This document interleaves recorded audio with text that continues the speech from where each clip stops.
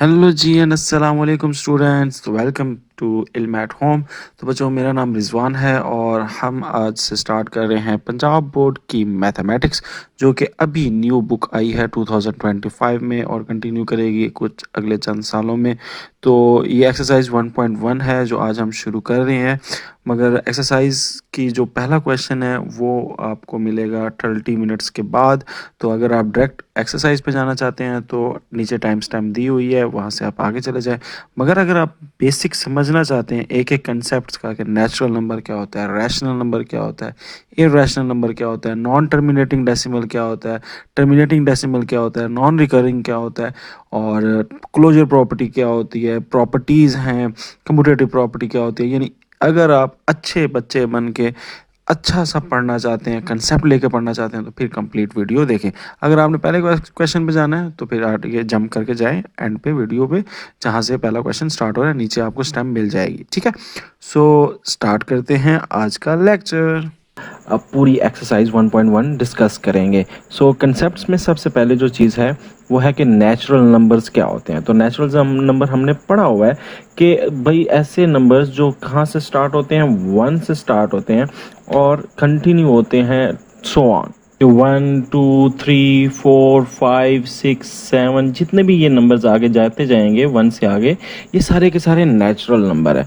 तो natural numbers की हम ज़रा सी पढ़ लेते हैं कि इनकी हिस्ट्री क्या है। तो numbers are integral to daily बस लाइफ, ये रोज़ाना के लिहाज से हमारे लिए बहुत ज़्यादा ज़रूरी हैं। और ये पुराने ज़माने में इसकी स्टार्ट कब हुआ, जो बकरियां चराने वाले लोग थे वो पेबल्स का इस्तेमाल करते थे, कंकरियों का इस्तेमाल करते थे ताकि अपनी बकरियों को गिन सकें। और इसी तरह ये नेचुरल नंबर स्टार्ट हुए कि भाई गिनती के लिहाज से। बाद में जो 30,000 BC के अंदर बहुत पुराने लोग, जो सिविलाइजेशंस थी, वो टैली मार्क इस्तेमाल करती थी। टैली मार्क समझते हैं ना आप, ऐसे करके यानी 1 इस तरह करके, ये कितने हो गए, 5 हो गए, ये 6 हो गए, इस तरह करके वो यूज़ करते थे। फिर सुमेरियन सिविलाइजेशन आई 5000 के अंदर, उन्होंने इसको क्यूनिफॉर्म में डालना शुरू कर दिया। अब क्यूनिफॉर्म ये होता था कि क्ले के, ये मिट्टी के ना ऐसे टैबलेट से बनाते थे और उसके ऊपर ये लिखते थे, तो ये क्यूनिफॉर्म के अंदर लेके आए। फिर बेबलियंस आए और उन्होंने ये नंबर्स को जो है वो सेक्साजेसिमल सिस्टम में लेके आए, जो कि जिसकी बेस 60 है। जैसे कि हमारा अभी जो घंटों का हिसाब होता है, 1 घंटा कितने मिनट का होता है, 60, 1 मिनट कितने सेकंड का होता है, 60। तो उस हिसाब से वो लेकर आए। फिर बेबलियंस ने स्पेसिस का इस्तेमाल करके ज़ीरो को रिप्रेजेंट कर शुरू किया, यानी अगर कहीं स्पेस आ गई तो वो ज़ीरो को शो करने लगे। ठीक है, और इस तरह वो आगे लेके चले नंबर्स को। ठीक है, ये मैं बिल्कुल सरसरी सरसरी आपके लिए पॉइंट्स निकाले हुए हैं। फिर इजिप्टियंस और बेबलियंस हैं, उन्होंने नंबर्स यूज़ किया 1 से लेकर 9 तक नंबर्स यूज़ किए, और उसी से आगे वो जोड़ते जोड़ते 10 और 100 तक ले गए। फिर ग्रीक न्यूमेरिकल सिस्टम आया जिसको एटिक न्यूमेरल्स कहते हैं, वो भी 5th सेंचुरी के अंदर आए। फिर बेबलियंस, रोमन्स और ग्रीक, इन सब के पास जो कंसेप्ट ऑफ ज़ीरो था ना, वो था तो सही, मगर उन्होंने इसको एज अ सिंबल नहीं दिया था, उसको एज अ नंबर नहीं लेके आए। ये पॉइंट भी हो गया।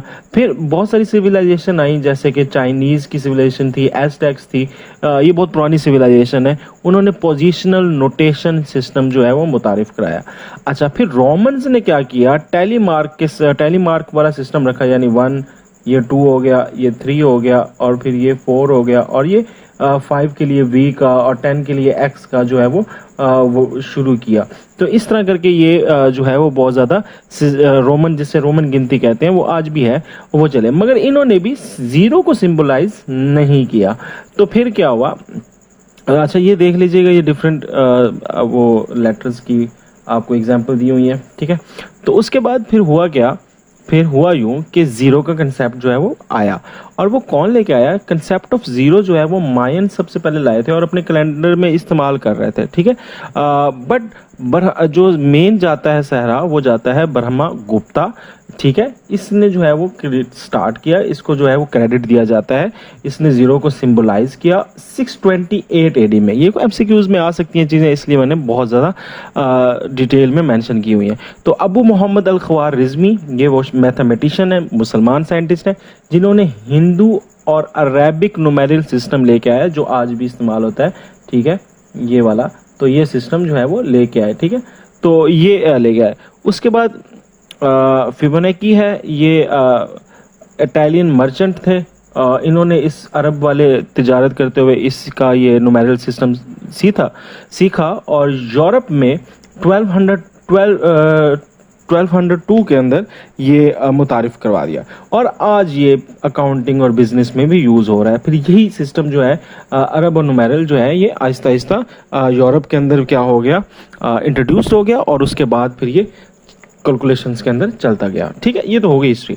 अब अगर हम नेचुरल नंबर के अंदर ज़ीरो डाल देते हैं तो वो क्या चीज़ बन जाती है, वो बन जाती है हमारा होल नंबर। तो होल नंबर भी आपको पता होना चाहिए क्या होता है। होल नंबर क्या होता है कि ज़ीरो और सारे के सारे नेचुरल नंबर्स आ जाएं, सारे के सारे नेचुरल नंबर आ जाएं और ज़ीरो। अब वो नेचुरल नंबर क्या थे, 1, तो 1 2 3 4 5 6 है ना। तो अब ज़ीरो भी ऐड हो गया तो अब इसको क्या बोलोगे, होल नंबर बोलेंगे। ठीक है, तो ये ज़ीरो का कंसेप्ट जो है वो आपको आ गया। अब आ जाए नेगेटिव नंबर। नेगेटिव नंबर में चाइनीज़ के जो मैथमेटिशियन है इनका नाम है डाफेंटस। डाफेंटस ने ये कहा कि भाई नेगेटिव नंबर्स भी होते हैं और उसको उन्होंने डेप्ट या लॉस में कहा, यानी कि अगर मेरे पास फॉर एग्जांपल 0 रुपया है और मैं फिर भी उधार ले लिया मैंने किसी से, तो मेरे पास फिर कितने पैसे हो गए, वो जो 2 मैंने लिए वो भी उधार लिया हुआ है ना, तो वो मेरे पास -2 रुपये हुए।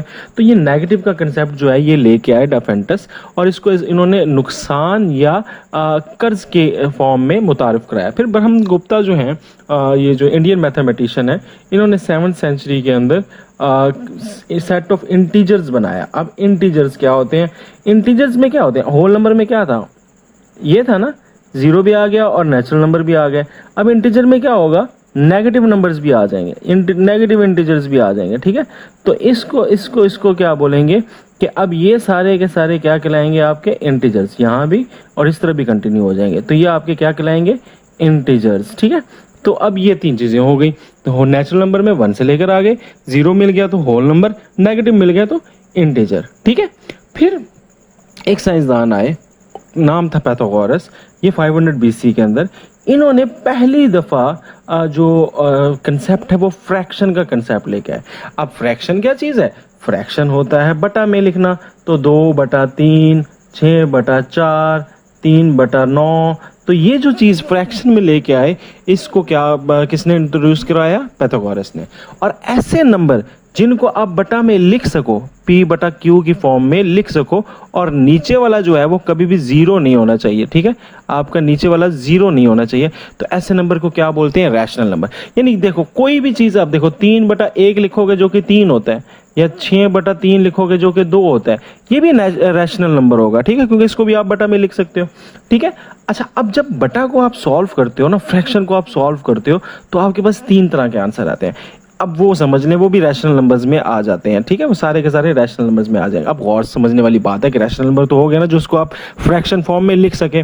तो देखें, अब आप जब फ्रैक्शन फॉर्म में लिखोगे ना, तो 6/2 लिखा तो आंसर क्या है, 3, जिसका नॉन डेसिमल आंसर आ रहा है ना, कोई इशारिया नहीं आ रहा, कोई डेसिमल नहीं आ रहा, तो ये एक पॉसिबिलिटी ये आ जाती है। ठीक है, दूसरा ये होता है कि अगर आपने लिखा 15/2 कर लें, चलें 15/2 लिखा, तो इसका जो आंसर आएगा वो क्या आएगा, 7.5। तो इसका भी आएगा, अब तो आ तो रहा है डेसिमल में, बट क्या हो गया, स्टॉप हो गया, टर्मिनेट हो गया, रुक गया, इशारिया ये चलता जा नहीं जा रहा है इशारिया, तो ये भी आंसर आ सकता है, ये भी रैशनल है। फिर अगर आप बटा में लिखो, तो आप लिखो 1/3 लिखो, तो इसका जो आंसर आता है वो आता है 0.33333333 चलता जाता है। अब ये भी इशारिया में आ रहा है, ये भी डेसिमल में आ रहा है, और ये कैसा है, रुक नहीं रहा, नॉट टर्मिनेटिंग है। ठीक है, नॉट टर्मिनल नहीं, टर्मिनेटिंग। ठीक है, नॉन टर्मिनेटिंग है, रुक नहीं रहा। ठीक है, अच्छा, रुक नहीं रहा तो, और रिपीट भी हो रहा है, 3333 रिपीट हो रहा है ना, तो रिपीटिंग भी है, नॉन टर्मिनेटिंग भी है और रिपीटिंग भी है और डेसिमल भी है। तो ये जो फ्रैक्शन होती है ना बेटा, जब भी बटा को सॉल्व करते हैं ना, तो हमारे पास 3 तरह का आंसर आता है यार। होल नंबर आ जाता है पूरा का पूरा, नॉन डेसिमल का मतलब क्या है, होल नंबर आ गया पूरा का पूरा। ठीक है, ये इंटीजर आ गया पूरा का पूरा, सही है। तो या फिर आपका इशारिया आएगा रुक जाएगा, या इशारिया आएगा चलता जाएगा मगर वो इशारिया रिपीट हो रहा होगा। ये तीन चीज़ें होती है। अब ये जब इशारिया इस तरह का भी लिखा हो ना, तो ये भी क्या होता है, रैशनल नंबर होता है। ठीक है, रैशनल नंबर होता है। अब जिसको बटा में लिख सको वो रैशनल, और वो इशारे बटा में लिख लिया तो वो तो रैशनल हो गया ना। बट अगर डेसिमल में भी आ जाए तो आपको पता होना चाहिए कि क्या होता है, वो भी मैंने आपको बता दिया। अच्छा, अब इर्रेशनल क्या होता है बच्चों? इर्रेशनल क्या होता है? इर्रेशनल एक ऐसा नंबर होता है जिसको आप ए बटा बी की फॉर्म में नहीं लिख सकते। ए बटा बी की फॉर्म में नहीं लिख सकते। अच्छा, क्यों नहीं लिख सकते? ये इसलिए नहीं लिख सकते कि ये नंबर कौन से होते हैं, ये नंबर इशारिये में कैसे होते हैं, ज़रा समझते हैं। तो अब ए बटा बी की फॉर्म में तो नहीं लिख सकते ना, तो ये इशारिये में पता क्या होते हैं, इनका इशारिया एक तो रुकता नहीं है। ठीक है, मतलब कि नॉन टर्मिनेटिंग होता है इशारिया, सही है, यानी कि डेसिमल रुकेगा नहीं, चलता जाएगा चलता जाएगा चलता जाएगा। अच्छा, दूसरा क्या चीज़ होती है बेटा? दूसरा इसके अंदर ये नॉन रिपीटिंग होते हैं, रिपीट भी नहीं होते, यानी जो इसके इशारिये होते हैं ना वो रिपीट भी नहीं होते। यानी 2.43962873291116 ठीक है, एक तो ये चलता जाएगा, दूसरा रिपीट भी नहीं होंगे। ठीक है, तो इस तरह के जो नंबर्स होते हैं ना, इसको क्या बोलते हैं, इर्रेशनल। और इसकी कोई भी बटा नहीं होती, इसकी बटा नहीं बनती, सही है, इसकी बटा नहीं बनती, तो इसको क्या बोलते हैं, इर्रेशनल बोलते हैं। अब ये वाले नंबर कौन से इर्रेशनल के अगर आपने मालूम करना है ना कौन से हैं, तो सिंपल सा देख लेना, जिसके ऊपर अगर स्क्वायर रूट लगाओ, जिसके ऊपर क्या लगाओ, स्क्वायर रूट लगाओ, ठीक है, और उसके अंदर जो नंबर हो वो एक परफेक्ट स्क्वायर ना हो। जैसे 2 जो है ये परफेक्ट स्क्वायर नहीं है, 3 जो है परफेक्ट स्क्वायर नहीं है, 7 जो है परफेक्ट स्क्वायर नहीं है, 11 जो है परफेक्ट स्क्वायर नहीं है, 13 जो है परफेक्ट स्क्वायर नहीं है, 9 जो है ये परफेक्ट स्क्वायर है। 9 का आंसर क्या आ जाएगा, 3। तो क्योंकि 3 स्क्वायर बाय 9 होगा ना, तो वो तो कट जाएगा, तो ये रैशनल हो जाएगा, ये रैशनल हो जाएगा। ऐसा जिसको परफेक्ट स्क्वायर है, जिस तरह 25 है, 25 को अगर सॉल्व करोगे ना 25 का, वो 5 आ जाता है, वो रैशनल हो जाएगा। ठीक है, मगर जिसका मुकम्मल मुरब्बा ना बने, परफेक्ट स्क्वायर ना बने, वो सारे के सारे किस में आ जाते हैं बच्चों, इर्रेशनल में आ जाते हैं। ठीक है, वो किस में आ जाएंगे, इर्रेशनल। तो रैशनल में और इर्रेशनल में बच्चों ये फ़र्क है। ठीक है, आगे आ जाते हैं। रियल नंबर्स क्या होते हैं? तो रियल नंबर जो है वो यूनियन है। ठीक है, किसका है, यूनियन है। किसका यूनियन है, रैशनल और इर्रेशनल दोनों को मिला दो तो वो क्या चीज़ बन जाती है बेटा, वो रियल नंबर बन जाते हैं। ठीक है, रियल नंबर बन जाते हैं।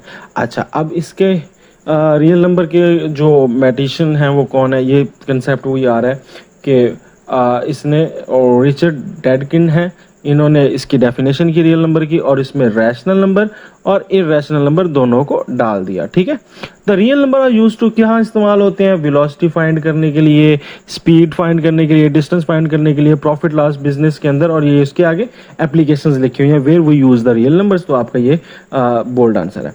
अच्छा, अब ये कंसेप्ट यहाँ पे आपको पता लग गया कि 1 2 3 वाले नंबर क्या है, नेचुरल, और उसमें 0 डाल दो तो वो क्या बन जाएंगे, होल नंबर। अगर होल नंबर के साथ नेगेटिव डाल दो तो वो क्या बन जाएंगे, इंटीजर्स, और इंटीजर्स के साथ अगर बटा वाले डाल दो तो वो क्या बन जाएंगे, बटा वाले भी डाल दो यानी फ्रैक्शन वाले डाल दो तो वो क्या बन जाएंगे, रैशनल नंबर्स। और अगर अगर अगर रैशनल के साथ इर्रेशनल भी डाल दो तो फिर हमारा बन जाता है क्या, रियल नंबर। तो ये आपने याद रखना है। इसके अंदर सिंपल सिंपल सी चीज़ें मैंने बहुत अच्छा आपको एक्सप्लेन किया है और बहुत ज़्यादा टाइम लेके एक्सप्लेन किया है। अच्छा, अब आ जाए नंबर लाइन। तो नंबर लाइन क्या होती है, नंबर लाइन ये होती है कि अगर आप एक लंबी सी लाइन लगा दें, उसके ऊपर कुछ पॉइंट्स लगा दें, और पॉइंट्स में से स्टार्ट कर दें 0 से, और इस तरफ आगे चलते जाएं, तो इसको आप क्या बोलोगे, ये क्या बन गई है, नंबर लाइन बन गई है। ठीक है, नंबर लाइन यानी कि जो नंबर्स हैं वो इमेजिनरी हैं, उनको आप एक पॉइंट्स के ऊपर, एक ग्राफ के ऊपर एलोकेट कर देते हो पोजीशंस पे एक इक्वल डिस्टेंस के अंदर, तो वो क्या चीज़ बन जाती है, नंबर लाइन बन जाती है। ठीक है, तो in math number line can be defined pictorial, तस्वीरी रिप्रेजेंटेशन किसकी, नंबर्स की। तो नंबर्स की कोई तस्वीर तो नहीं होती ना, तो तस्वीरी रिप्रेजेंटेशन अगर एक स्ट्रेट लाइन पे करते हैं तो इसको हम क्या बोलते हैं, नंबर्स बोलते हैं। जो इसमें 0 होता है ना बेटा, इसको क्या बोला जाता है, इसको ओरिजिन बोला जाता है। ठीक है, ओरिजिन बोला जाता है। ये इंपॉर्टेंट पॉइंट्स हैं जो मैं आपको बता रहा हूँ, आपने बेटा इसको अच्छे से याद भी करना है और लिखना भी है। ठीक है, उसके बाद हमारे पास आ जाती है प्रॉपर्टीज ऑफ रियल नंबर। अब प्रॉपर्टीज आपने वन बाय वन याद करनी है और मैं आपको इसमें बेटा हिंट भी दूंगा याद करने के लिए, ठीक है। सबसे पहले आ जाती है closure property with respect to addition. इसका क्या मतलब है बच्चों? इसका मतलब यह है कि क्लोज फ्रेंड जो होता है ना, क्लोज फ्रेंड, वो हमेशा क्या होता है, आपका रियल फ्रेंड होता है, ठीक है। तो इसमें याद रख लेना कि हमने सबको रियल करना है, क्लोजर्स में हमने सबको रियल करना है। अब मैं समझा देता हूँ। कहता यह है कि अगर एक 5 नंबर है वो आपका रियल है, 5 बिलोंग टू रियल, और एक नंबर 6 है वो भी रियल है, ठीक है। तो कहता है कि जब 6 और 5 को आप ऐड करोगे जो कि क्या आता है 11, तो 11 भी आपका क्या होगा, रियल फ्रेंड होगा। तो क्लोज जो होते हैं वो आपके कौन होते हैं, रियल फ्रेंड्स होते हैं ना। तो इसलिए जो 5 है वो भी रियल है, 6 है वो भी रियल है, और इन दोनों को जमा करके जो जवाब आ रहा है वो भी रियल है। तो ये कहती है क्लोजर प्रॉपर्टी, ठीक है। अब आ जाए मल्टीप्लिकेशन प्रॉपर्टी पे। तो मल्टीप्लिकेशन प्रॉपर्टी क्या कहती है, वो भी यही कहती है 6 बिलोंग टू रियल नंबर, ठीक है, 5 बिलोंग टू रियल नंबर। तो अगर इनको मल्टीप्लाई करें 6 5 जा 30, तो 30 भी क्या होगा, रियल नंबर होगा, ठीक है। तो ये भी वही क्लोज से आपने याद रखना है, रियल। तो इसे प्रॉपर्टी क्या है, क्लोजर प्रॉपर्टी, ठीक है। अच्छा, अगली है जी कम्यूटेटिव प्रॉपर्टी। कम्यूटेटिव का लफ्ज जब भी आए ना तो समझ लो कि a plus b into is equal to a minus b, ठीक है। चाहे खरबूजा छुरी पे गिरे या छुरा खरबूजी पे गिरे, तो कटना तो खरबूजे ने है ना। तो ये वाली प्रॉपर्टी ये हो जाती है कम्यूटेटिव, ठीक है। तो कम्यूटेटिव क्या कहता है, कम्यूटेटिव ये कहता है कि a plus B is equal to B plus A, यानी अगर 2 को 3 के साथ प्लस कर लो या 3 को 2 के साथ प्लस कर लो, बात तो एक ही है, आंसर तो 5 ही 5 आना है। सिमिलरली कम्यूटेटिव मल्टीप्लाई में भी यही कहता है कि a टाइम्स b और b टाइम्स a, या इसको यूं भी लिखते हैं A B is equal to B A, यानी अगर 2 को 3 से मल्टीप्लाई कर लो या 3 को 2 से मल्टीप्लाई कर लो, जवाब तो 6 6 ही आना है। तो ये कौन सी प्रॉपर्टी होगी, कम्यूटेटिव। कम्यूटेटिव में क्या होना है, आपने सीधा उल्टा कर देना, a plus B B plus A, ठीक है। अच्छा, फिर कौन सी प्रॉपर्टी आ जाती है, एसोसिएटिव प्रॉपर्टी। एसोसिएटिव प्रॉपर्टी में ना असिस्टेंट आ जाता है, एसोसिएट जो है ना आ जाता है, आपके साथ जुड़ जाता है। अब इसमें क्या होता है, आपने सिंपल ना 3 डालने हैं। एसोसिएट के अंदर ना 3 चीजें होंगी, ठीक है, is equal to A plus B plus C. जहां 3 हो ना इस तरह की, तो आपको डाउट खुद ही हो जाएगा। इसमें ये डायरेक्टर है, सी डायरेक्टर है, ये असिस्टेंट हो गए, और यहाँ पे ए डायरेक्टर हो जाएगा और ये दोनों असिस्टेंट हो जाएंगे, ठीक है। तो ये कहता है कि अगर ए को बी के साथ प्लस करके फिर सी से कर लो, या बी और सी को प्लस करके फिर ए से प्लस कर लो, तो बात एक ही है। यानी for example 2 plus 3 plus 4 is equal to 2 plus 3 plus 4, तो बात तो एक ही है ना। अब 5 प्लस 4 हो गया 9, और यहाँ पे 7 हो गया और ये आ गया 9, तो बात तो एक ही है ना। सो एसोसिएट में आपने याद रखना क्या सिस्टम। अब मल्टीप्लाई में भी सेम ऐसे कर लो, कहता है A times B times C is equal to A times B times C. तो अब ब्रैकेट का फर्क हो गया, पहले ये दोनों असिस्टेंट हो गए, ये डायरेक्टर हो गया, अब ये दोनों असिस्टेंट हो गए, ये डायरेक्टर हो गया। अब इसी तरह एग्जाम्पल डाल के इसको सॉल्व कर लेना, इस बात तो एक ही है, ठीक है। इसको बोलते हैं associative property of with respect to addition, associative property with respect to multiplication, ठीक है बच्चों। अच्छा, अब कहता है एडिटिव प्रॉपर्टी क्या होता है। देखो, एडिटिव आइडेंटिटी प्रॉपर्टी, तो लफ्ज है यहाँ पे आइडेंटिटी। आइडेंटिटी का क्या मतलब है, शनाख्त। शनाख्त, आइडेंटिटी कार्ड होता है ना, शनाख्ती कार्ड। आइडेंटिटी होती है पहचान। अब एडिटिव आइडेंटिटी क्या होता है कि 2 में मैं क्या ऐड करूं कि 2 की शनाख्त 2 ही रहे, 2 की जो पहचान है वो 2 ही रहे। How is that is possible, ये एक ही पॉसिबल हो सकता है अगर इसको मैं किससे ऐड करूं, 0 से। तो 0 जो है वो इसकी क्या है बेटा, एडिटिव आइडेंटिटी है, ठीक है, एडिटिव आइडेंटिटी है, क्योंकि 0 के से प्लस करने से उसमें कुछ भी नहीं हो रहा, वो वैसा का वैसे ही, उसकी पहचान, उसकी शनाख्त, उसकी शक्ल नहीं बदल रही। इसी तरह मल्टीप्लिकेटिव आइडेंटिटी के अंदर भी यही है कि 2 को किससे मल्टीप्लाई करें तो 2 ही रहेगा, 2 को 1 से मल्टीप्लाई करें तो 2 होगा। तो मल्टीप्लिकेटिव आइडेंटिटी क्या यहाँ पे आ गई, 1। तो किसी भी चीज़ की एडिटिव आइडेंटिटी क्या होती है, 0, और किसी भी चीज़ की मल्टीप्लिकेटिव आइडेंटिटी क्या होती है, 1 होती है, सही है। अच्छा, आगे आ जाओ। अब कहता है इनवर्स। इनवर्स क्या होता है, इनवर्स ये होता है कि 2 को मैं क्या ऐड करूं, 2 में क्या जमा करूं कि मेरे पास रिवर्स हो जाए, ये इनवर्स हो जाए, पुट्ठा हो जाए, हैं, इनवर्स हो जाए, ठीक है। यानी आपने जो लगाया है वो खत्म हो जाए। तो 2 में मैं टू से जीरो में जाने के लिए क्या करना पड़ेगा, मुझे -2 करना पड़ेगा ना।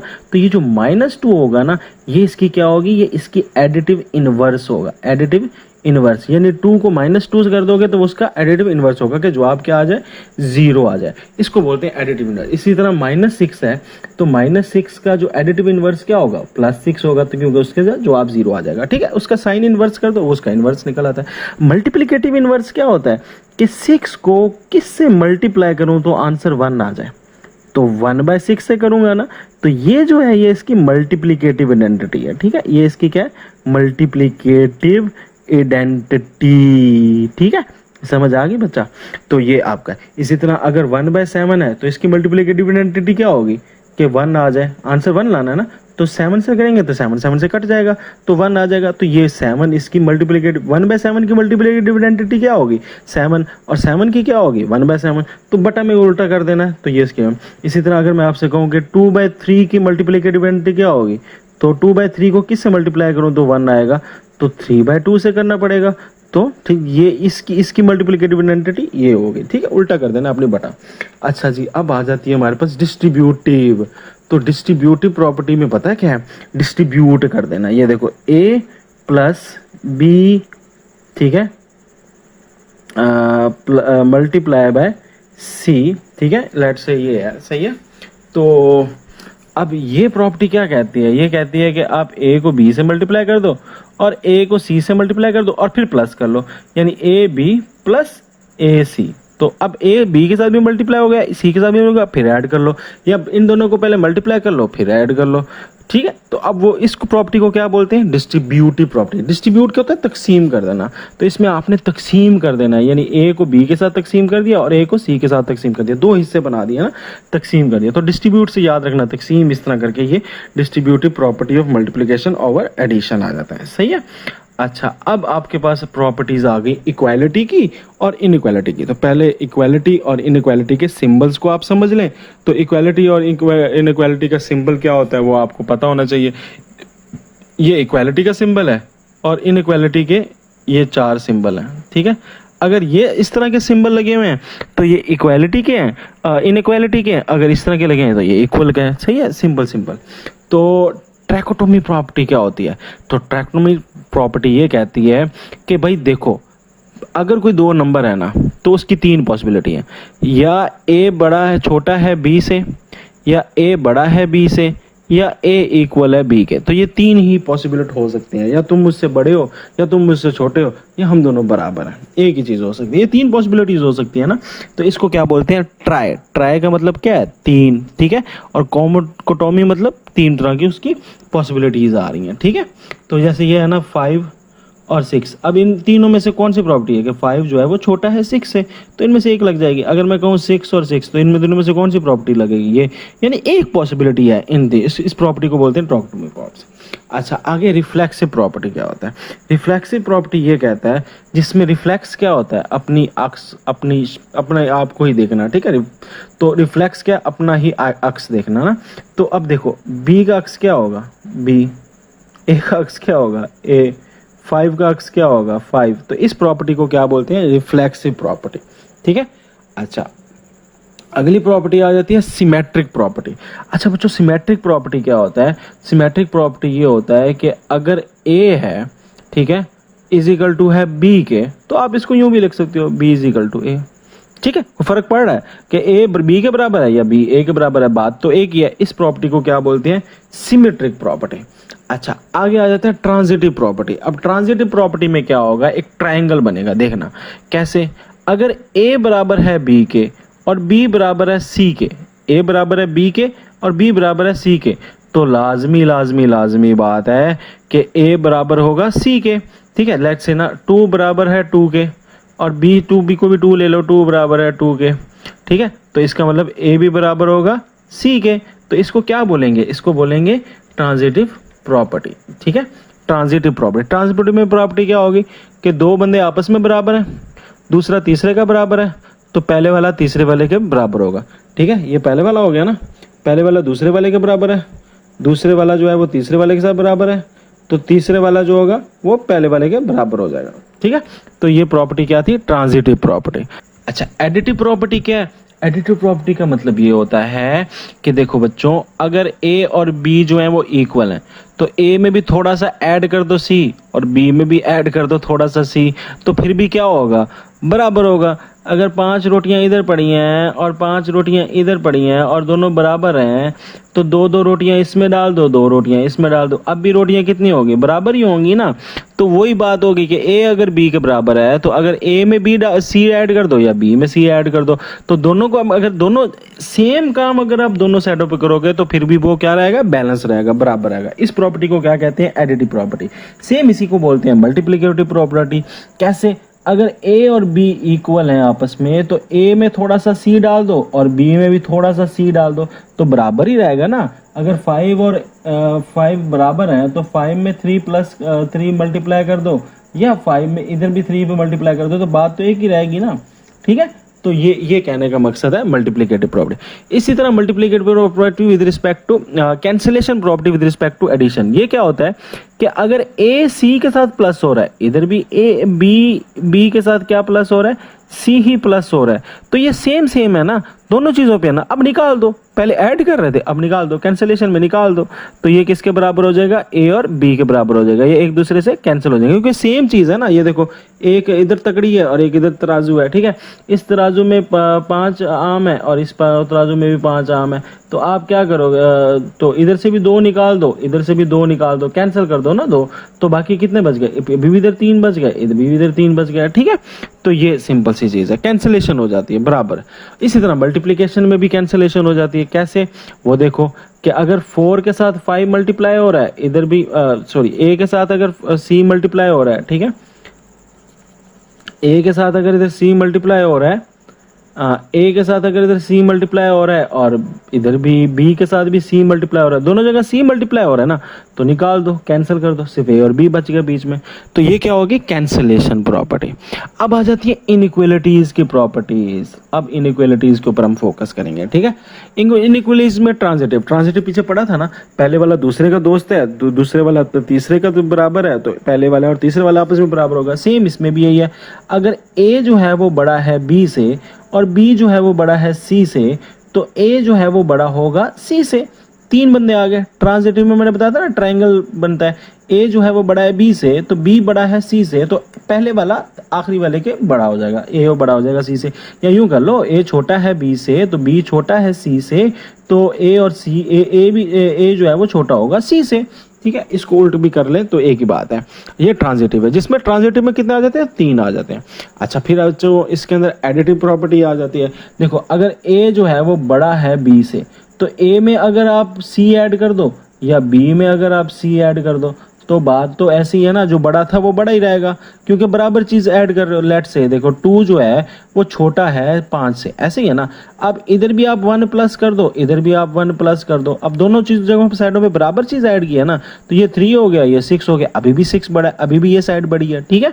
तो ये कहने का मकसद है इसका। इसी तरह मल्टीप्लाई वाला भी यही है कि अगर अगर अगर अगर आपके पास क्या है, एक चीज है वो अगर मल्टीप्लाई हो रही है, ए जो है वो बड़ा छोटा है बी से, तो ए के साथ अगर सी मल्टीप्लाई हो रहा है और बी के साथ भी सी क्या हो रहा है, मल्टीप्लाई हो रहा है, तो फिर ए सी और बी सी जो है जो बनेंगे मल्टीप्लाई के बाद वो उसी तरह रहेगा।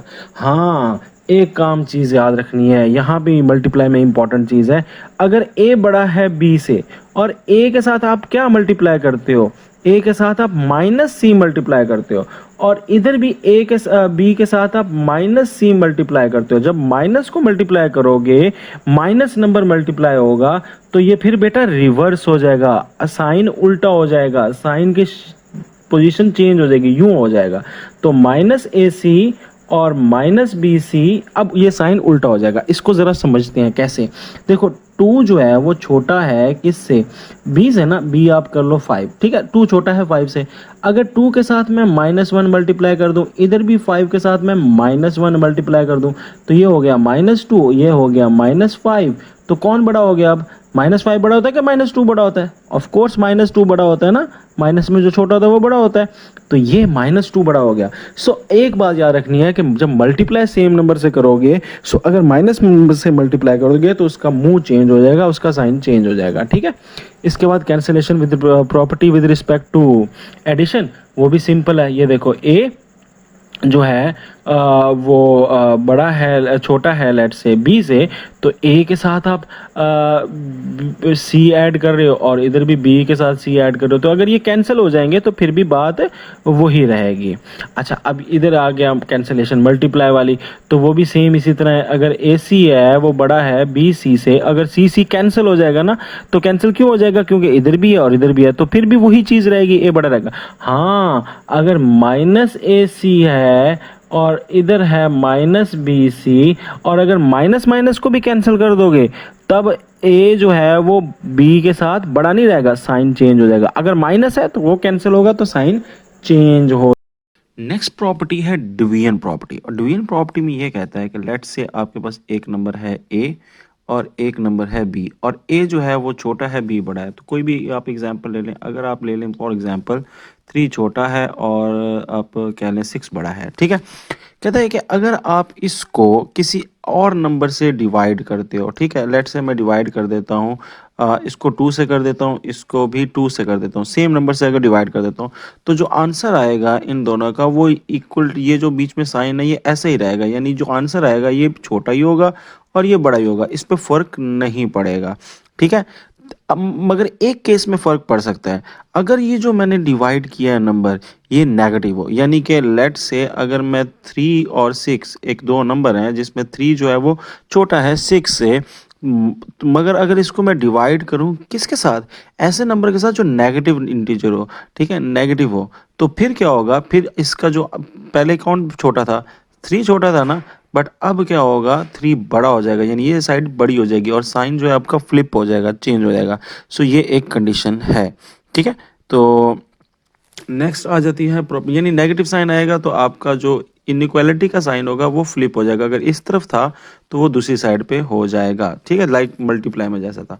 नेक्स्ट है हमारे पास रेसिप्रोकल, और रेसिप्रोकल क्या होता है, लेट से मेरे पास एक नंबर है ए और बी, और ए का नंबर छोटा है तो इसको मैं क्या लिख देता हूँ यहाँ पे 4, और बी बड़ा है तो इसलिए मैं लिख देता हूँ 10, ठीक है। अगर आपके पास ऐसे नंबर है और आपको पता है यहाँ पे 10 बड़ा है, अगर इसी को आप रेसिप्रोकल में लिखोगे, रेसिप्रोकल का मतलब ये है कि 1/4, ठीक है, और 1/10, तो तब क्या होगा, जो 1/4 था ना, 4 जो था वो छोटा था, 10 बड़ा था, बट यहाँ पे ये होगा कि 1/4 जो है वो बड़ा हो जाएगा और 1/10 छोटा हो जाएगा। तो ये प्रॉपर्टी को क्या बोलते हैं, रेसिप्रोकल प्रॉपर्टी।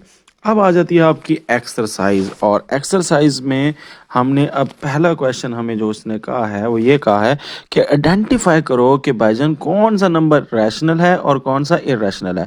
तो हमने ये कहा था कि रैशनल वो नंबर होता है जो जो होल नंबर में आ जाए या इंटीजर में आ जाए, होल नंबर या इंटीजर में आ जाए, या फिर इशारिया में आए तो ऐसा इशारिया आए जो रुक जाए, टर्मिनेटिंग हो, या फिर ऐसा इशारिया आए जो रुके ना मगर रिपीट हो रहा हो, नॉन टर्मिनेटिंग हो और रिकरिंग हो, यानी उसमें रिपीट हो रहा हो। और इरेशनल में हमने वो कहा था कि वो नंबर जिनको आप बटा की फॉर्म में नहीं लिख सकते, फ्रैक्शन की फॉर्म में नहीं लिख सकते, ठीक है। रैशनल को तो लिख सकते हैं p/q की फॉर्म में, इसको आप p/q की फॉर्म में नहीं लिख सकते।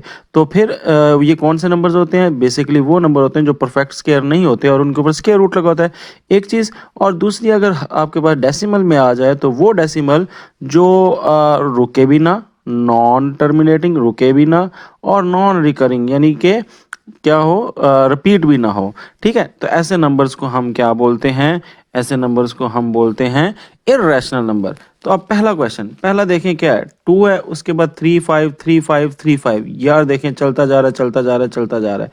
तो इसका मतलब ये है कि ये जो नंबर है ये रैशनल है, क्योंकि नॉन टर्मिनेटिंग है, रुक तो नहीं रहा, वो रिकरिंग भी है, यानी बार बार रिपीट हो रहा है, 3 5 3 5 3 5 रिपीट हो रहा है। तो इसलिए जो पहला नंबर है वो आपका क्या हो जाएगा, रैशनल नंबर हो जाएगा।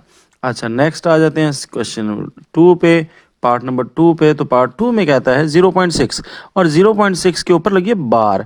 जब भी किसी के ऊपर बार लगी हो ना, तो इसका मतलब है कि ये रिपीट हो रहा है, यानी 6 6 6 6 6 6 चलता जा रहा है। अब देखें यहाँ पे ये अगेन चलता जा रहा है, रुक भी नहीं रहा और रिपीट भी हो रहा है, तो कौन सा वाला आ जाएगा, नॉन टर्मिनेटिंग और रिकरिंग ना, और वो कौन सा होता है, रैशनल।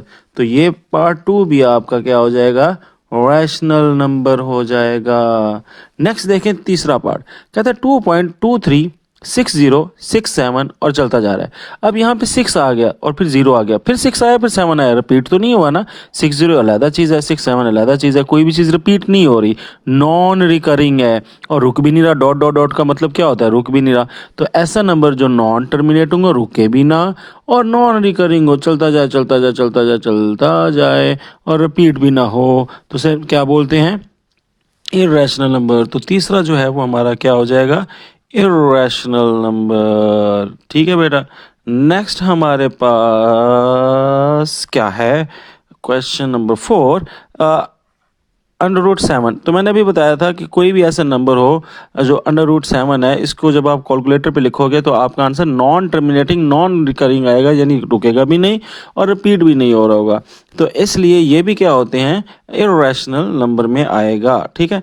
अगर यहाँ पे अंडर रूट 9 होता तो उसका तो आंसर 3 होता है, तो वो रैशनल हो जाता है। बट यहाँ पे 7 है, तो 7 तो वो परफेक्ट स्केयर नहीं है ना, वो तो किसी का मुरब्बे पे नहीं आता, किसी का स्केयर नहीं है, तो ये इरेशनल नंबर है। ई एक वैल्यू होती है, इलिसिट वैल्यू कहते हैं आई थिंक सो इसको, तो वो भी इरेशनल नंबर है। ठीक है। पाए की जो वैल्यू है ये भी एक इरेशनल नंबर है। ठीक है। पाए पाए जो आप हम ना पाए को अक्सर 22/7 लिख देते हैं, मगर ये असल में 22/7 होता नहीं है। वो उस पर अगर आप गौर करो ना तो लिखा होता है पाए इज ऑलमोस्ट अप्रॉक्स इक्वल है 22/7 का, ये निशान लगा होता है, इक्वल टू का निशान नहीं लगा होता है। सही है। तो ये हम करीब 3 फ्रैक्शन बनती है तो ये ले लेते हैं, वरना आप पाई को फ्रैक्शन में नहीं लिख सकते। उसकी जो वैल्यू है वो 3.14 आगे इस तरह चलती रहती है और नॉन टर्मिनेटिंग नॉन रिकरिंग होती है। तो ये भी इरेशनल नंबर है। जो छठा है वो भी इरेशनल नंबर। ई की वैल्यू मुझे भूल गई है, आपकी बुक पे लिखी हुई है तो वहां से देख लीजिएगा ई की वैल्यू, और पाई की वैल्यू 3.14 समथिंग होती है। अब हमारे पास नेक्स्ट आ जाता है 7 क्वेश्चन। तो 7 क्वेश्चन पे जरा गौर करें। तो बेटा 7 क्वेश्चन कहता है 5 प्लस अंडर रूट 11। तो अब 5 प्लस अंडर रूट 11 है, विच मीन्स दैट कि 5 तो आपका होल नंबर है, बट अंडर रूट 11 एक इरेशनल नंबर है। और जब भी आप किसी इरेशनल नंबर को रैशनल नंबर में ऐड करोगे तो आपका इरेशनल ही आएगा। लेट से देखें 5 है और अंडर रूट 11 कह लो कि 9 पॉइंट समथिंग आता रहेगा, 4 5 3 3 और चलता जाएगा, रिपीट भी नहीं होगा, चलता जाएगा। ठीक है। ये इसका अगर कैलकुलेटर पे सॉल्व करोगे तो आएगा। तो अब यहाँ पे इसको अगर आप प्लस करोगे तो 5 और 9 कितने हो जाएंगे, 14, और आगे तो वही आएगी ना फ्रैक्शन नॉन टर्मिनेटिंग, और वो आगे। तो इसका मतलब ये क्या है कि अगर आप एक रैशनल नंबर को इरेशनल नंबर के साथ ऐड करते हो तो आपका रैशनल नहीं आएगा, इरेशनल ही आएगा। तो ये भी इरेशनल नंबर्स में आएगा। नेक्स्ट हमारे पास क्या है, अंडर रूट 3 है और अंडर रूट 13 है। अगेन अंडर रूट 3 भी एक इरेशनल है और अंडर रूट 13 भी इरेशनल है। जब आप दो इरेशनल नंबर को करोगे तो फिर भी इरेशनल ही आपके पास सम आएगा। तो ये भी बेटा क्या है, इरेशनल है। ठीक है, क्योंकि इनका परफेक्ट स्केयर तो बनता नहीं। जब कैलकुलेटर पे सॉल्व करेंगे तो नॉन टर्मिनेटिंग नॉन रिकरिंग आएंगे। 15/4 फ्रैक्शन में लिखा है और कोई भी चीज़ इसको आप फ्रैक्शन में लिख सको उसका आंसर इन 3 पॉसिबिलिटीज़ में आता है। हल करके भी देख लेंगे तो इसका वैसे आएगा, टर्मिनेटिंग होगा, इशारिया में आएगा बट टर्मिनेटिंग डेसिमल होगा, यानी रुक भी जाएगा। ठीक है। तो इसलिए इसको हम किस खाते में डालेंगे, 9 को हम डालेंगे रैशनल में, क्योंकि ये बटा की फॉर्म में, और बटा की फॉर्म में जब भी लिखा जाए कोई नंबर वो रैशनल होता है। अच्छा, नेक्स्ट हमारे पास आ जाता है 2 minus under root 2, 2 plus under root 2। ठीक है। तो इसको अगर आप सॉल्व करोगे तो 2 को 2 के साथ मल्टीप्लाई करोगे 4 आ जाएगा। ठीक है। फिर 2 को अंडर रूट 2 से मल्टीप्लाई करोगे तो क्या आएगा, माइनस, बल्कि डायरेक्ट फार्मूला लगा लेना, ए माइनस बी और ए प्लस बी। तो देखो a minus b a plus b क्या होता है, ए स्केयर पहले का स्केयर माइनस दूसरे का स्केयर। ये फार्मूला आगे जाके आपको आएंगे या शायद आपने 8वीं में अच्छे से पढ़े हो। तो 2 का स्केयर क्या होता है, 4 माइनस, और ये स्केयर कट गया तो पीछे क्या आ गया, 2, और 4 में से 2 माइनस करो तो क्या होता है, 2। तो इसको जब हमने हल किया, इस क्वेश्चन को जब हमने हल किया तो हमारा आंसर क्या आया है, इसको जब हमने हल किया है हमारा आंसर क्या आया है, हमारा आंसर एक 2 आया है, जो कि एक रैशनल नंबर है, क्योंकि 2 को आप बटा की फॉर्म में लिख सकते हो, देखो ना 2/1 लिख सकते हो। तो ये जो है ये आपका क्या है, एक रैशनल नंबर है। तो इसलिए यहाँ पे मैं लिख देता हूँ रैशनल नंबर। सही है। ये अगर आपको फार्मूले का नहीं पता तो आगे हमारे पास अलजबरा में फार्मूले चलने हैं, तो आपको समझ आ जाएगी। फिर भी मैं आपके लिए फार्मूला लिख देता हूँ। तो यहाँ पे मैंने ये फरमाया कि अगर दो रकमें आपस में प्लस हो रही है और वही टू रकम आपस में माइनस हो रही हैं और उनके बीच में मल्टीप्लाई है, तो आप उसको ए स्केयर माइनस बी स्केयर, यानी पहली का स्केयर, ये पहला टू था ना उसका स्केयर, और टू ये टू अंडर रूट टू है ना उसका स्केयर में लिख सकते हो। तो इधर स्केयर के रूट कट जाएगा तो टू आंसर आ जाएगा, इसलिए ये रैशनल नंबर है। नेक्स्ट कहता है represent the following number on number line. आपने इसको नंबर लाइन पे जाहिर करना है। तो पहला है जी हमारे पास अंडर रूट टू। अब अंडर रूट टू हमें पता है बच्चों कि ये एक इरेशनल नंबर है, ठीक है। अंडर रूट टू क्या है, एक इरेशनल नंबर है, यानी नॉन टर्मिनेटिंग और नॉन रिकरिंग आता है। तो इसको बनाने के लिए हम क्या करते होते हैं, हम एक राइट एंगल ट्राइंगल वाला तरीका अपनाते होते हैं। पहले मुझे ये बताएं कि अंडर रूट वन किसके इक्वल होता है, वन के, ठीक है। अंडर रूट फोर किसके इक्वल होता है, टू के, यानी चार का अगर स्क्वायर रूट लोगे तो टू आएगा, वन का स्क्वायर रूट लोगे अंडर रूट लोगे तो वन आएगा, ये तो पता है ना आपको। इसी तरह नाइन का जब लोगे तो वो थ्री आएगा, 16 का लोगे फोर आएगा। तो अंडर रूट टू आपका अब क्वेश्चन है, तो अंडर रूट टू कहाँ पे आ रहा है, अंडर रूट टू कहाँ पे आ रहा है, वो वन और टू के बीच में आएगा ना। अंडर रूट टू यहाँ पे इसके बीच में आएगा, ठीक है। अंडर रूट थ्री भी इसके बीच में आएगा, यानी वन और टू के बीच में आएगा। तो एक बात तो पता लग गई कि वन और टू के बीच में आएगा, यहाँ पे इसके बीच में आएगा, ठीक है, एक बात पता लग गई।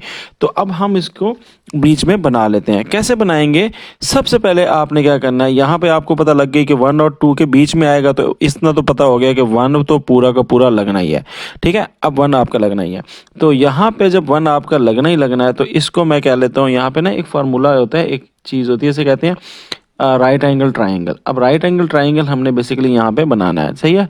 अब राइट एंगल ट्राइंगल में जो नीचे वाली चीज़ होती है उसको क्या कहते हैं, बेस, और जो ऊपर सीधी होती है उसे क्या कहते हैं, परपेंडिकुलर, और ये आपका होता है हाइपोटेन्यूज। अब हाइपोटेन्यूज हमने क्या करना है, यहाँ पे अंडर रूट टू बनाना है, ठीक है, ये हमारी कोशिश है। इसका फार्मूला ये होता है, इसका फार्मूला ये होता है कि परपेंडिकुलर का स्क्वायर प्लस बेस का स्क्वायर, ठीक है, किसके इक्वल कर देते हो आप, हाइपोटेन्यूज के स्क्वायर के इक्वल, ठीक है। तो ये फार्मूला होता है, ये किस चीज़ किसका होता है, right angle triangle. Right angle triangle क्या होता है, जिसका 90 डिग्री का एंगल बनता हो एक, ठीक है, और 90 डिग्री के एंगल के सामने वाली जो साइड होती है वो हाइपोटेन्यूज होता है। अब ये मैंने बेस बना दिया, बेस मैंने कितनी चलाई है, वन चलाई है ना। वन क्यों चलाई है, क्योंकि अंडर रूट टू जो है वो वन और टू के बीच में आता है, तो ये मैंने यहाँ पे लगा दी, ठीक है। क्या लगा दी, बेस, कितने में, वन यूनिट की, ठीक है, वन यूनिट की, सही है। अब मुझे लगाना है बेस कितनी लग गई, वन यूनिट की, ठीक है। अब देखें मैं कितनी हाइट कितनी लगाऊं, इसको परपेंडिकुलर कितना करूं, तो बेटा ये जो है मेरा अंडर रूट टू आएगा, तो उसका आंसर है वन यूनिट।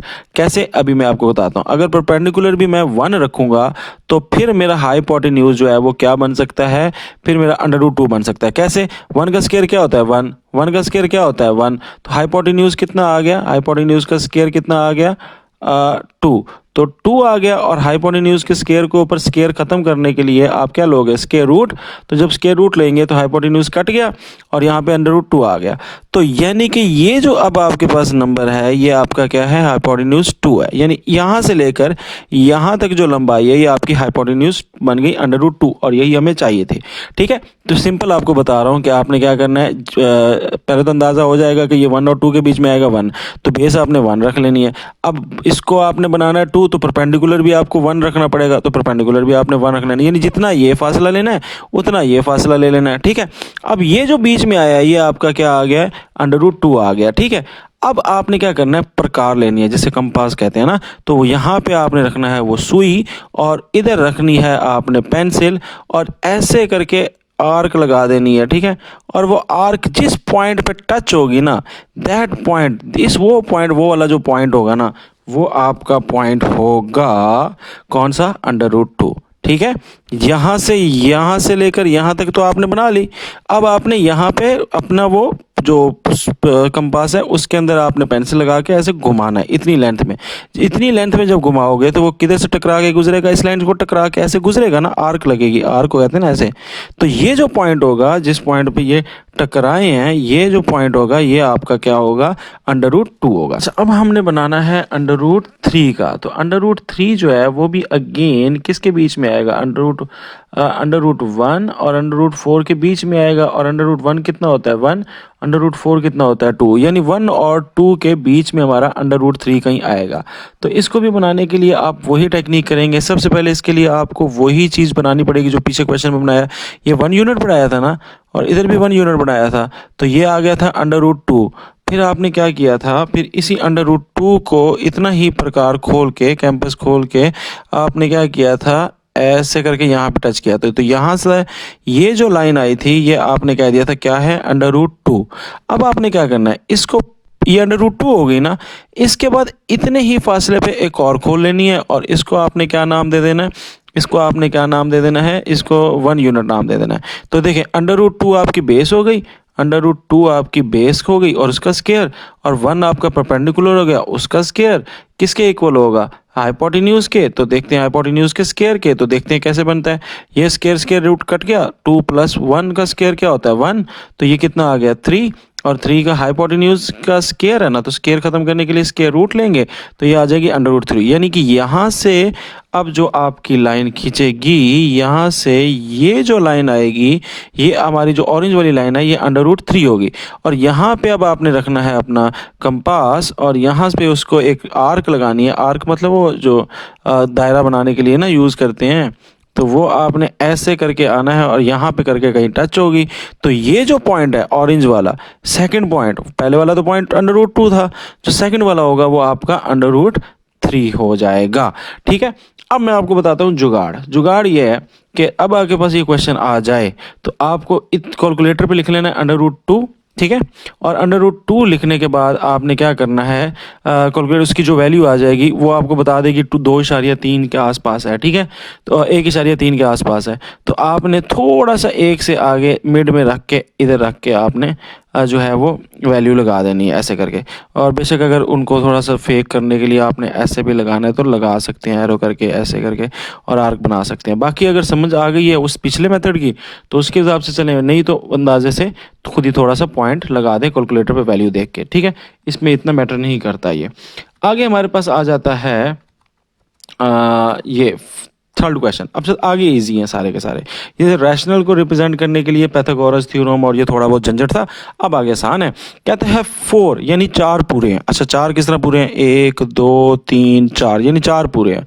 अच्छा यहाँ तक आपके पूरे हैं। फिर उसके बाद क्या कहता है कि 4 से आगे चलोगे तो उसके 3 हिस्से कर दो, यानी 4 से आगे 3 हिस्से कर दो। ये देखो 1 2 और तीसरा ये इसके ऊपर आ जाएगा। कितने हिस्से हो गए, 1 2 3, 3 हिस्से हो गए।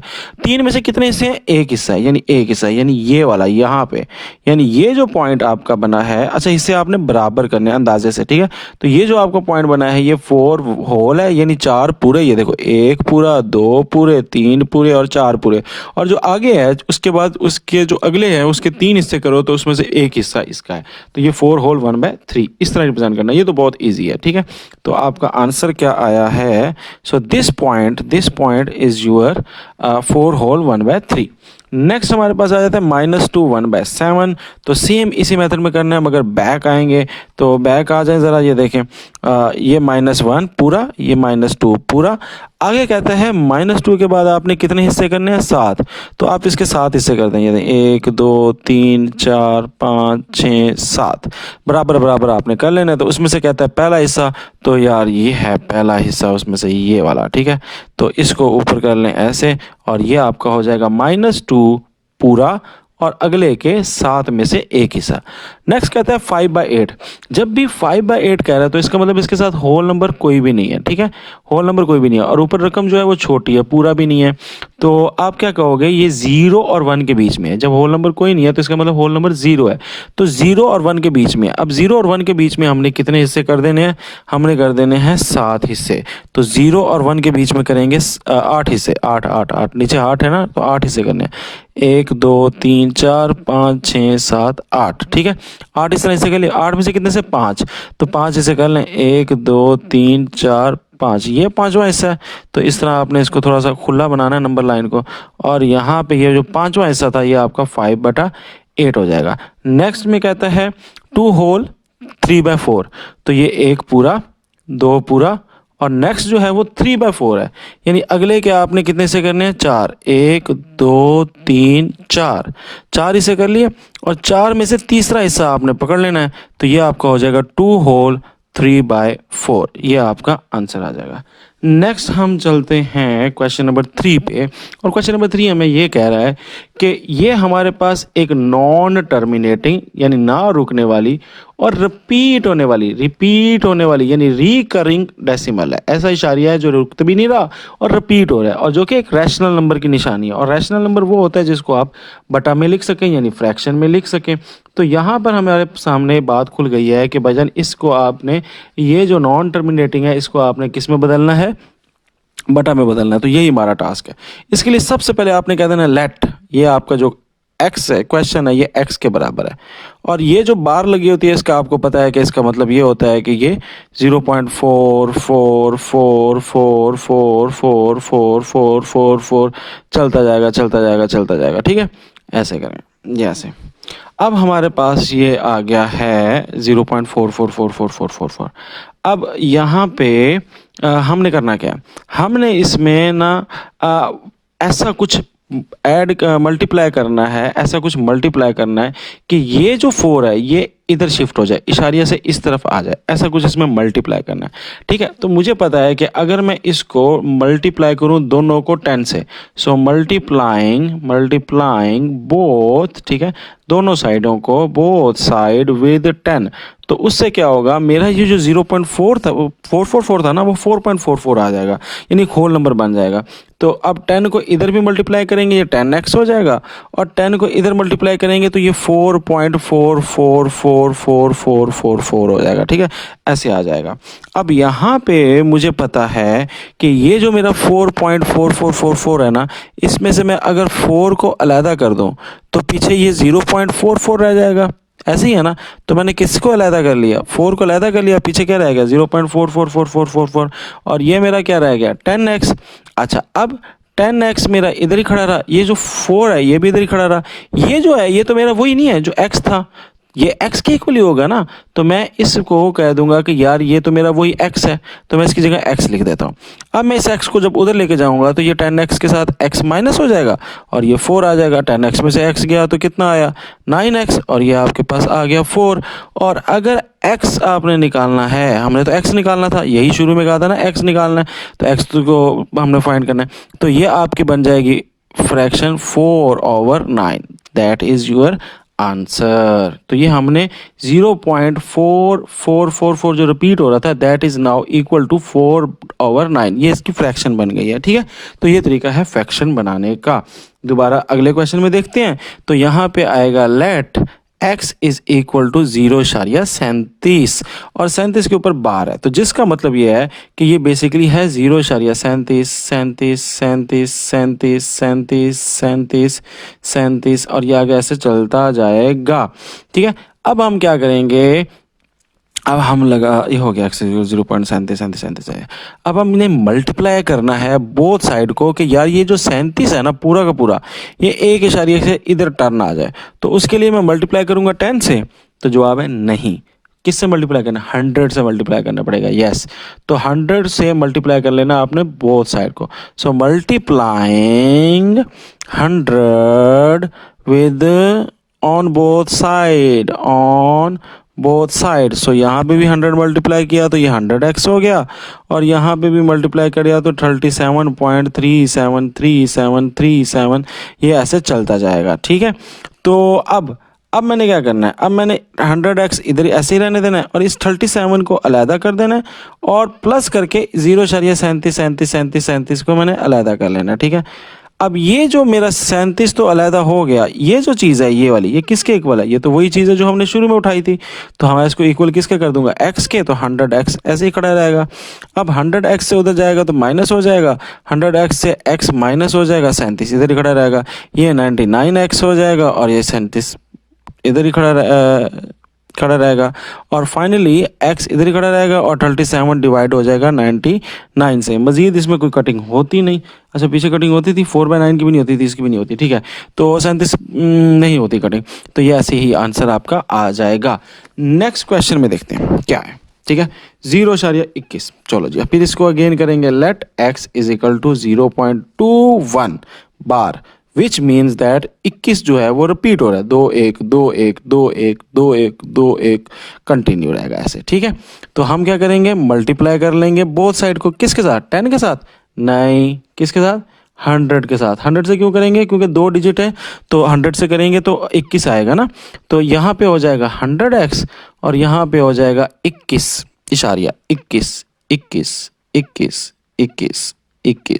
ठीक है।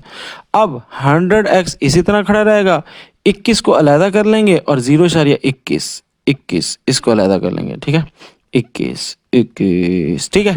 अब हमने क्या करना है, इस जो 0.21 है ये तो वही x है, तो इसको x के इक्वल कर देना, 100x वैसे ही खड़ा रहेगा। अब x इधर आके माइनस हो जाएगा, तो 100x माइनस 19 माइनस x हो जाएगा, विच इज़ इक्वल टू 99x, और 21 वैसे का वैसे खड़ा हुआ है, और x उधर चला जाएगा, 99 उधर चला जाएगा, तो 21 के साथ जाके क्या हो जाएगा, डिवाइड। तो ये देखिए डिवाइड हो गया। यहाँ पे कटिंग होती है किस टेबल पे, 3 पे, ये 7 के टेबल पे आता है, और ये 9 के अगर डिवाइड करें तो 33 के टेबल आएगा। ठीक है, तो फाइनली आपके पास जो x आ जाएगा, सो x विल बी क्या, 7/33। पक्की गल है ना, हाँ पक्की गल है। तो ये आपका आंसर है। कटिंग होती होगी तो कर देंगे, पिछले क्वेश्चन में नहीं हो रही थी तो नहीं की थी। पहली प्रॉपर्टी पे कहता है a+4, फिर ब्रैकेट बंद, फिर +4b, फिर a और फिर 4+b। तो यहाँ पे हमें पता है 3 यूज़ हो रही हैं, जिसमें एक अगर बाहर आ गया असिस्टेंट हो गया, तो 2 जो दूसरे वाला है वो अब असिस्टेंट हो गया। तो जब मैंने कहा था 3 हो जाएं और उसमें एक असिस्टेंट हो, मतलब ये देखें ना, असिस्टेंट में एसोसिएटिव को समझने के लिए कहता हूँ ना, कि ये देखें ये b है और यहाँ पे ए है, यहाँ पे बी बायर था, यहाँ पे ए बायर है, यानी यहाँ पे ये असिस्टेंट बन गया, यहाँ पे ये असिस्टेंट। और असिस्टेंट से मिलता जुलता लफ्ज़ क्या होता है, एसोसिएटिव। ठीक है, अब ये चूंकि प्लस है तो ये प्रॉपर्टी कौन सी हो जाएगी, तो पहला क्वेश्चन का है एसोसिएटिव प्रॉपर्टी ऑफ एडिशन। ठीक है, अगर आपने पिछली मेरी एक्सरसाइज नहीं ली तो मेरे जुगाड़ आपको समझ नहीं आएंगे, तो इसलिए पीछे जाके आप इस प्रॉपर्टीज़ को पढ़ लीजिएगा। एसोसिएटिव प्रॉपर्टी ऑफ एडिशन, जब 3 हो और एक बीच में असिस्टेंट बन रहा हो, फिर दूसरा असिस्टेंट बन जाए, तो इसको एसोसिएटिव प्रॉपर्टी कहते हैं, क्योंकि प्लस है तो एडिशन का। अब यहाँ पे देखो क्या है, स्क्वायर √2 3 के साथ प्लस हो रहा है, और फिर 3 2 के साथ प्लस हो रहा है, यानी के बाद ये है कि a+b हो या b+a हो, बात तो एक ही है। ठीक है, तो ऐसी प्रॉपर्टी को क्या बोलते हैं, मैंने क्या कहा था, कम्यूटेटिव प्रॉपर्टी। ठीक है, इसको क्या बोलते हैं, कम्यूटेटिव प्रॉपर्टी। नेक्स्ट हमारे पास क्या आ जाता है, दूसरे क्वेश्चन में हमारे पास है x माइनस एक्स, यानी x में कुछ ऐसा उसने ऐड किया है कि क्या हो गया, जवाब 0 हो गया, यानी उसकी शनाख्त जो थी, x जो था वो अब ख़त्म हो गया, इन्वर्स हो गई है। तो इस तरह की जो होती है उसे कहते हैं कि भाई शनाख्त को इन्वर्स कर देता है, और कैसे, बाय एडिंग समथिंग। तो इसलिए इसको क्या बोलते हैं, एडिटिव इन्वर्स। ठीक है, तो इसको क्या बोलेंगे, एडिटिव इन्वर्स।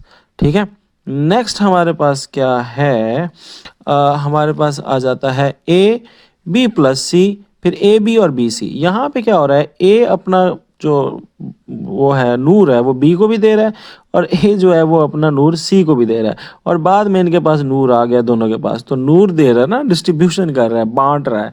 ठीक है, तो इसका मतलब है कि ये जो है डिस्ट्रीब्यूशन कर रहा है, तो इसलिए इस प्रॉपर्टी को क्या बोलते हैं, डिस्ट्रीब्यूटिव प्रॉपर्टी। और जब ये लेफ्ट साइड पे अगर आपका ये हो, ये वाला पॉइंट लेफ्ट साइड पे हो, तो इसको लेफ्ट डिस्ट्रीब्यूटिव कहते हैं। तो ये क्या हो जाएगी, लेफ्ट डिस्ट्रीब्यूटिव। ठीक है, property of addition, property of multiplication over addition, अच्छा, of multiplication over addition, multiplication over addition. अब मैं थोड़ा स्पीड में आ गया हूँ। ठीक है, नेक्स्ट हमारे पास क्या कहता है, 16 में क्या जमा करो कि वो 16 ही रहे। ठीक है, तो 16 में अगर 0 को जमा किया जाए तो वो 16 ही रहता है। तो इसका मतलब यह है कि पिछले वाले ने उसकी शनाख्त क्या कर दी थी, इन्वर्स कर दी थी ना, तो इसको इसमें क्या कर रहे हैं, हमने ऐसी चीज़ डाली है कि उसकी शनाख्त गायब नहीं हुई, तो ऐसी वाली प्रॉपर्टी को बोलते हैं आइडेंटिटी, एडिटिव आइडेंटिटी क्या बोलते हैं कि भाई किसी चीज़ को आपने जमा किया और वो क्या जमा किया, ऑफ कोर्स जीरो जमा किया। तो किसी भी चीज़ में जीरो जमा करो तो वो वही चीज़ रहती है ना, तो इसको क्या बोलते हैं, additive identity, additive identity. Next हमारे पास 6 आ जाता है और इसमें हमारे पास आता है एडिटिव आइडेंटिटी हो गई। और नेक्स्ट हमारे पास, हाँ, 100 को किस से मल्टीप्लाई करोगे उसकी शनाख्त ना गायब हो, तो 1 से ना। तो जब भी आप कोई 1 से चीज़ करते हो तो उसकी जो शनाख्त होती है, आइडेंटिटी होती है, वो गायब नहीं होती, 100 ही रहेगा। तो आप मल्टीप्लाई करने के लिहाज से उसकी आइडेंटिटी गायब नहीं हुई, तो इसलिए इसे क्या कहेंगे, मल्टीप्लिकेटिव आइडेंटिटी।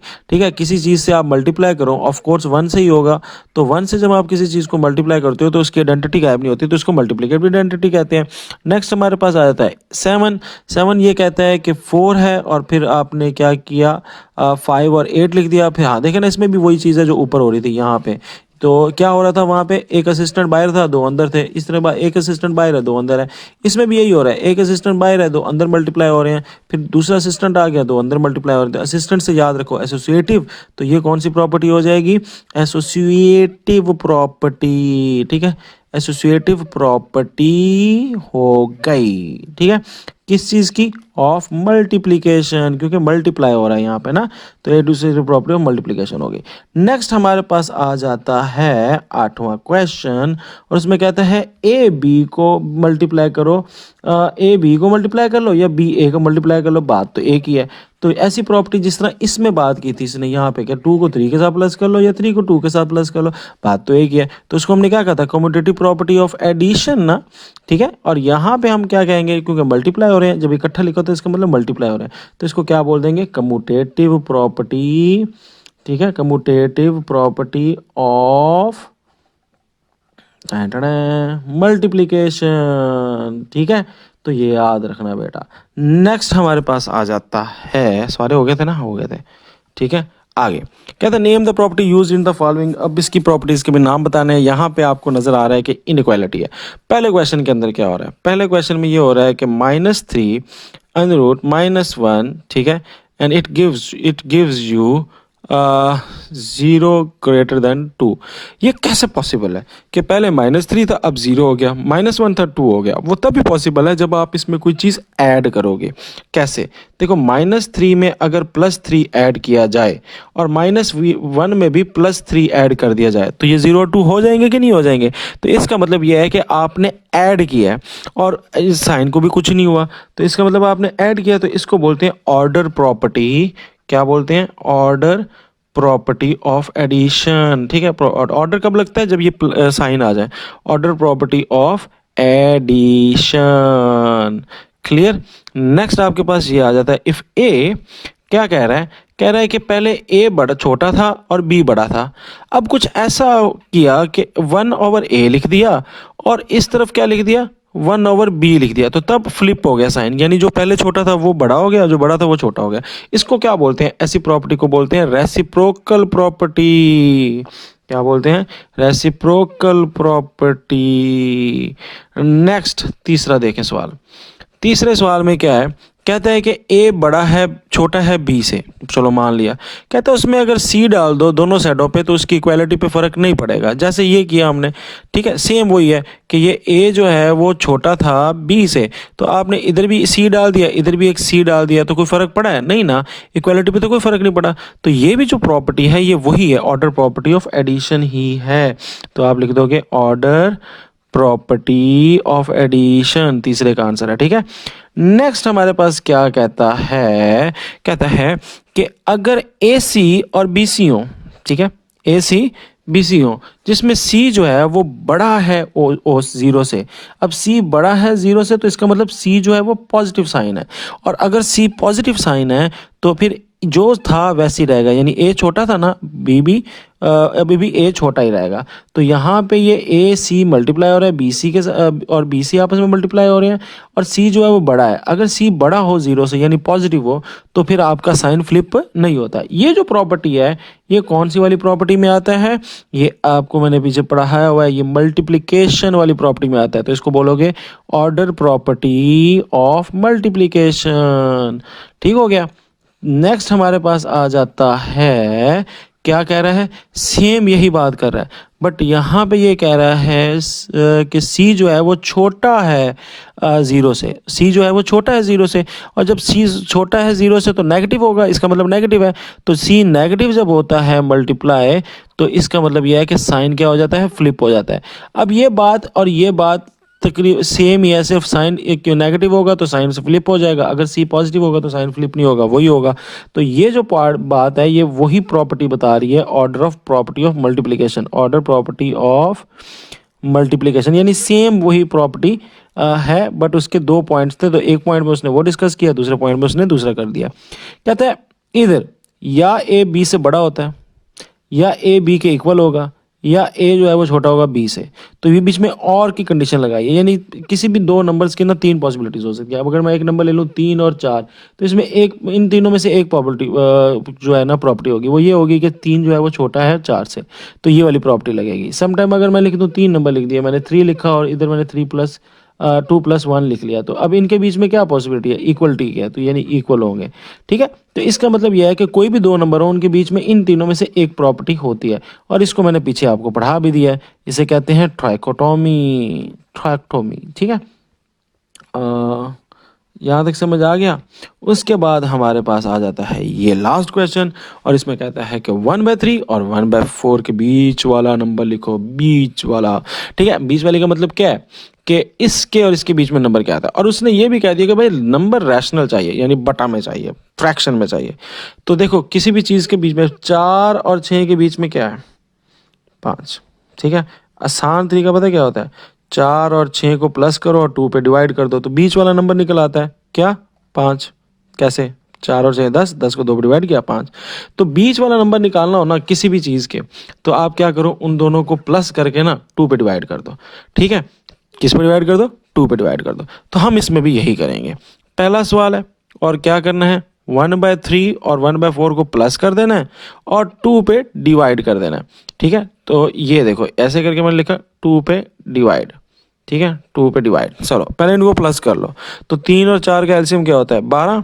3 का बड़ा पढ़ो 12 आ जाए, 3 4 12 प्लस 4 का डबल पढ़ो 12 आ जाए 3।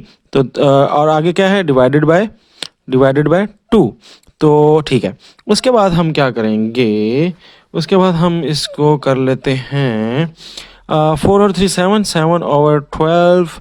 ओके, नेक्स्ट क्या है, डिवाइडेड बाय 2 है तो उसको फ्लिप कर दो, मल्टीप्लाई में चेंज कर दो, 1/2 हो जाएगा ना, तो ये आ जाएगा 7/24। ये आपकी एक फ्रैक्शन बन गई। ठीक है, यानी कि 1/3 अगर लिखा हुआ है और 1/4 लिखा है, तो उसके बीच में एक फ्रैक्शन बन रही है बिल्कुल दरमियान में, वो कौन सी बन रही है, वो बन रही है 7/24। ये एक बन गई। उसने कहा है कि इनसे 2 रेशनल नंबर, दूसरा भी एक कोई भी निकाल दो।